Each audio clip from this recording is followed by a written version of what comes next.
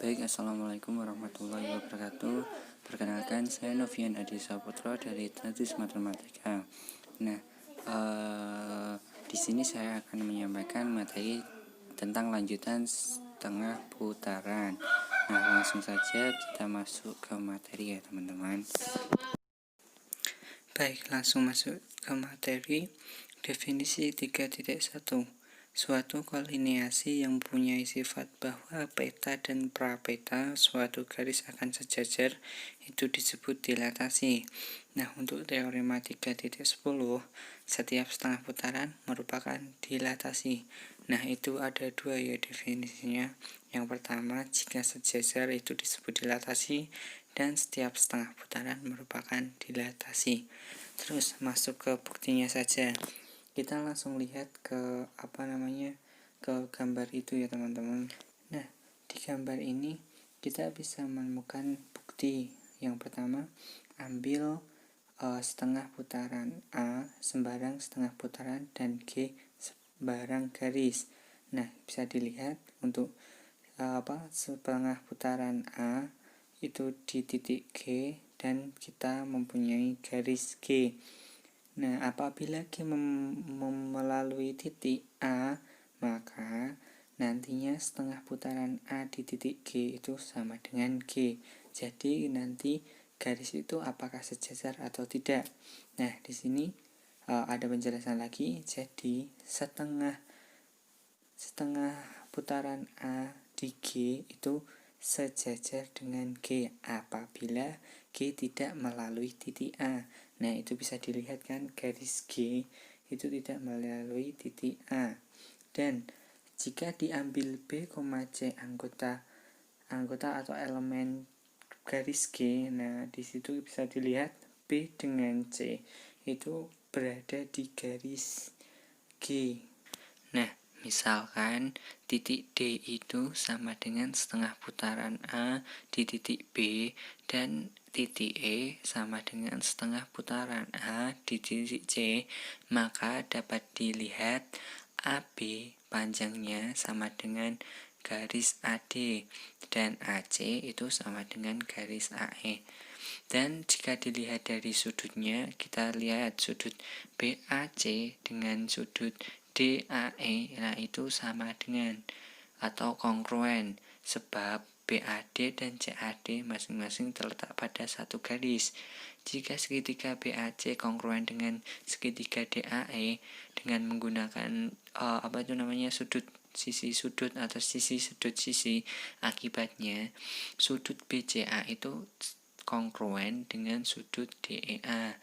Karena sudut BCA kongruen dengan sudut DEA dan E juga A terletak pada satu garis, maka garis BC itu sejajar dengan garis DE. Bisa dilihat ya jika menggunakan segitiga itu. Nah, kita kan sudah tahu bahwasanya garis BC itu sejajar dengan garis DE karena G itu sama dengan garis BC dan setengah putaran A di titik G itu sama dengan D garis DE, maka setengah putaran A sejajar dengan G garis G. Jadi setengah putaran A merupakan dilatasi. Baik, lanjut ke teorema 3.11, yaitu komposisi dua setengah putaran dengan pusat yang berbeda tidak memiliki titik invarian. Nah, di sini bedanya dengan teorema 3.7. Jika di 3.7 itu setiap setengah putaran mempunyai tepat satu titik invarian. Nah, jika di sini komposisi dua setengah putarannya tidak memiliki titik invarian. Nah, itu bedanya. Nah, untuk pembuktiannya kita bisa lihat gambarnya ya teman-teman semua. Nah, di buktinya ambil setengah putaran A dan setengah putaran B dengan A itu tidak sama dengan B. Namakan garis A dengan garis B. Nah, itu A dengan B itu beda ya teman-teman dengan garis G, dan buat garis H melalui A tegak lurus dengan D. Nah, kita bisa dilihat garis H itu tegak lurus dengan G dan melalui titik A. Nah, untuk garis K-nya itu melalui titik B tegak lurus dengan garis G. Nah, bisa dilihat ya teman-teman. Nah, akibatnya setengah putaran A itu sama dengan garis H dibundarkan atau dikalikan garis G. Nah, itu tanda 0 itu maksudnya dibundarkan ya teman-teman. Kita anggap saja kita sepakati itu bundaran. Dan garis setengah putaran B itu sama dengan garis G dibundarkan dengan garis K, sehingga didapat saat kita operasikan perkalian atau pembundaran setengah putaran A dengan setengah putaran B itu menghasilkan garis H dibundarkan dengan garis G, terus kita bundarkan lagi garis G dengan garis K. Nah, itu berlaku sifat substitusi. Jika kita asosiasikan, berarti kan garis H kita bundarkan dengan dalam kurung garis G, kita bundarkan dengan garis G, terus tutup kurung kita bundarkan dengan garis K. Nah, di situ garis G dibundarkan dengan garis G itu akan menghasilkan identitas atau hasilnya itu satu itu identitas. Masih ingat kan teman-teman tentang sifat itu? Ya, itu maka dari itu didapatlah garis H dibundarkan dengan identitas dibundarkan dengan garis K. Jika kita asosiatifkan lagi, itu hasilnya akan menjadi garis H dibundarkan dengan identitas dan dibundarkan dengan garis K. Dan berlaku juga identitas, yaitu garis H dibundarkan dengan garis K. Nah, gitu ya teman-teman. Udah paham kan sifat tentang substitusi, asosiatif, terus identitas, masih ingat kan ya teman-teman.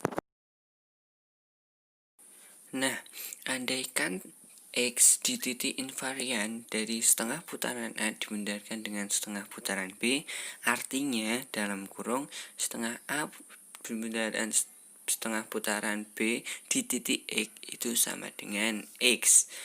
Nah, karena setengah putaran A dibundarkan setengah putaran D itu hasilnya pencerminan H dibundarkan dengan garis pencerminan K, maka kita dapatkan pencerminan H dibundarkan dengan pencerminan K di titik X itu sama dengan X. Jadi kalau kita operasikan itu pencerminan H dibundarkan dengan dalam kurung awal dalam kurung pencerminan H dibundarkan dengan pencerminan K di titik X sama dengan garis H di titik X. Terus kita asosiatifkan menjadi dalam kurung pencerminan H kita bundarkan dengan pencerminan H. Nah, ini nanti hasilnya adalah identitas. Nah, untuk itu selanjutnya dibundarkan lagi dengan garis K di titik X atau pencerminan K di titik X itu sama dengan pencerminan H di titik X. Nah, itu berlaku sifat asosiatif. Lah, untuk pencerminan H kita bundarkan dengan pencerminan kan hasilnya identitas. Nah, itu bisa kita lanjutkan lagi. Pencerminan K di titik X itu sama dengan pencerminan H di titik X. Terus pencerminan H kita bundarkan dengan pencerminan H. Nah, itu akan menghasilkan identitas lagi. Terus kalau sudah tahap akhir seperti ini, berarti pencerminan K di titik X sama dengan pencerminan H di titik X. Itu berlaku sifat identitas. Nah, kan tadi pencerminan H dengan pencerminan H menghasilkan identitas. Seperti itu teman-teman. Nah, untuk selanjutnya, misalkan pencerminan K di titik X sama dengan pencerminan H di titik X itu sama dengan garis Y, maka K sumbu dari garis XY dan H juga sumbu dari XY, dari garis XY. Akibatnya H itu sama dengan K. terjadi kontradiksi dengan H berbeda dengan K, sebab masing-masing melalui titik A dan titik B yang berbeda. Jadi pengandaian bahwa X titik invarian dari setengah bundaran A bundarkan dengan setengah bundaran B adalah salah, sehingga dapat disimpulkan bahwa setengah putaran A jika kita kalikan atau kita bundarkan dengan setengah bundaran B itu tidak memiliki titik invarian atau yang seperti kita ketahui tadi di teorema, jika ada dua komposisi yaitu tidak memiliki invarian di teorema 7.11. Seperti itu ya teman-teman. Maaf, di 3.11.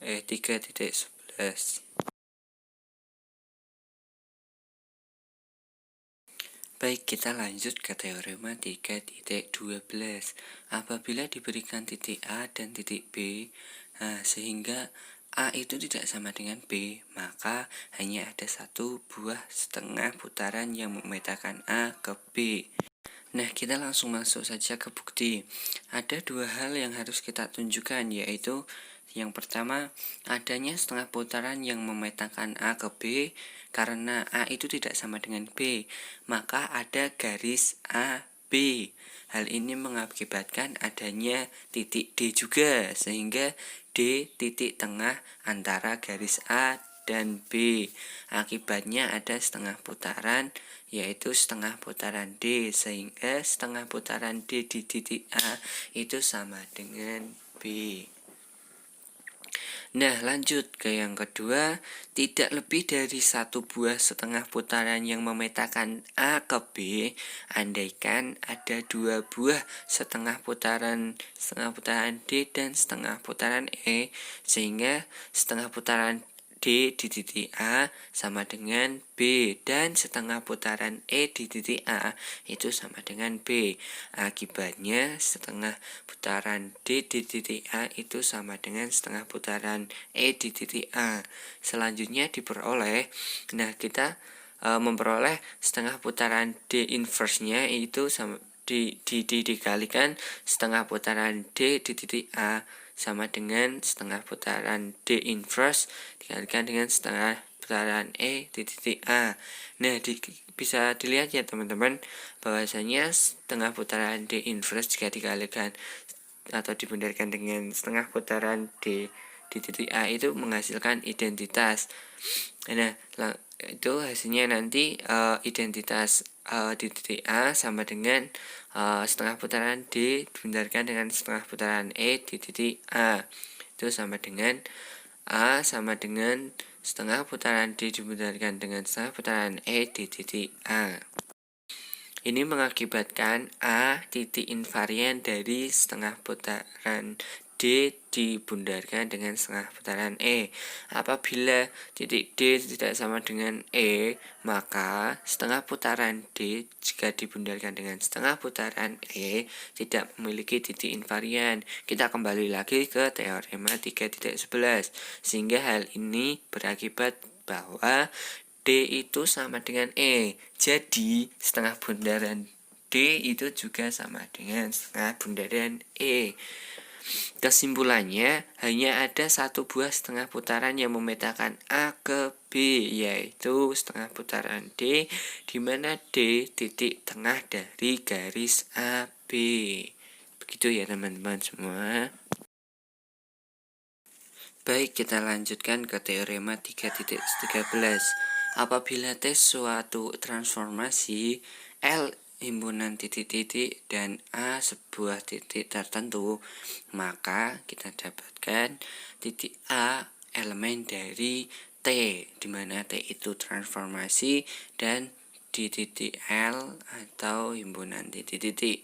Jika dan hanya jika T inverse di titik A itu anggota atau elemen dari titik L. Nah, kita langsung masuk ke bukti ya teman-teman. Yang harus kita tunjukkan dalam hal ini ada dua hal, yaitu yang pertama, jika titik A elemen dari titik T atau transformasi di titik L, maka T inverse-nya di titik A itu elemen L. Terus T di titik L itu sama dengan Y, di mana Y sama dengan T di titik X, di mana X-nya itu elemen dari L, dan diberikan A elemen dari T di titik L, maka ada X itu elemen dari L, sehingga A itu sama dengan T di titik X. Akibatnya kita mendapatkan T atau T inverse itu sama dengan T inverse turun keluar awal T di titik X itu sama dengan hasil bundaran dari T inverse dibundarkan dengan T di titik X sama dengan identitasnya di titik X sama dengan X. Karena X itu elemen L, maka T aksen atau T inverse di titik A itu elemen dari L. Seperti itu ya teman-teman. Nah, untuk yang kedua, jika T inverse di titik A elemen dari L, maka A elemen dari T di titik L. Diberikan T inverse di titik A itu elemen L, ini berarti bahwa T inverse di titik A itu elemen dari T di titik L. Nah, atau bisa kita sederhanakan lagi, jika T bundaran dari T inverse ini akan menghasilkan identitas di titik A elemen dari T di titik L. Nah, terus identitas A itu berada di elemen T di titik L. Jadi A elemen dari T di titik L. Nah, sekarang kita masuk ke contoh 3.3 ya teman-teman. Nah, di sini diberikan L itu sama dengan X, Y, di mana X-nya itu pangkat 2 plus 4 Y pangkat 2 itu sama dengan 16. Nah, di A ini memiliki titik X-nya itu 4 dan Y-nya itu min 3, dan di B garis B memiliki titik 3 dan 1. Jika G adalah sumbu X, selidiki apakah A itu elemen dari pencerminan bundaran setengah bundaran B di titik L. Nah, ini kita akan cari ya teman-teman semua. Langsung saja kita lihat di penyelesaiannya. Baik, lihat di penyelesaiannya ya teman-teman. Nah, di situ kan kita suruh mencari pencerminan G bundaran setengah putaran B di titik L. Nah, berarti kita memiliki dalam kurung setengah bundaran G pencerminan G dibundarkan dengan setengah putaran B inverse sama dengan setengah putaran B inverse, terus kita bundarkan lagi setengah pencerminan dari G inverse itu sama dengan setengah putaran B dibundarkan dengan pencerminan G. Nah, itu sebenarnya setengah putaran B dibundarkan dengan pencerminan B itu sama dengan yang itu sama ya teman-teman, cuman kita jabarkan saja. Nah, yang selanjutnya setengah putaran B di titik X, Y sama dengan 2 dikali 3 dikurangi X, 2 dikali 1 dikurangi Y. Nah, teman-teman jangan bingung. Jika teman-teman semua belajar, maka kalian akan menemukan 2 itu dari mana dan 2 itu dari mana. Itu dilihat dari teorema 3.5. Nah, kita bisa cari 2 dikali 3 itu hasilnya 6. Nah, dan bla bla bla jika teman-teman itu baca, di mana setiap X, Y itu elemen dari F, V atau varian. Nah, maka diperoleh X, min Y dan setiap X, Y itu elemen dari F. Maka pencerminan G bundaran setengah putaran B inverse di mana X, Y sama dengan setengah bundaran B setengah putaran B bundaran pencerminan G X, Y sama dengan 6 dikurangi X dan 2 plus Y. Nah itu kan didapat dari penyelesaian yang di atas tadi, sehingga pencerminan G bundaran setengah putaran B inverse di titik A itu sama dengan 6 kurangi 4, 2 kurangi 3. Nah teman-teman jangan bingung juga ya, di sini 6 itu dikurangi 4 kan kita lihat di titik A itu X-nya itu 4 dan 2 kurangi 3 itu 2 di di titik Y-nya di A itu sama dengan min 3, makanya diperoleh 2 X itu 2 dan Y itu 1. Karena di sini X pangkat 2 plus 4Y pangkat 2 sama dengan 16. Nah kita bisa masukkan nilai X dan nilai Y-nya dan ketemulah hasilnya itu 8.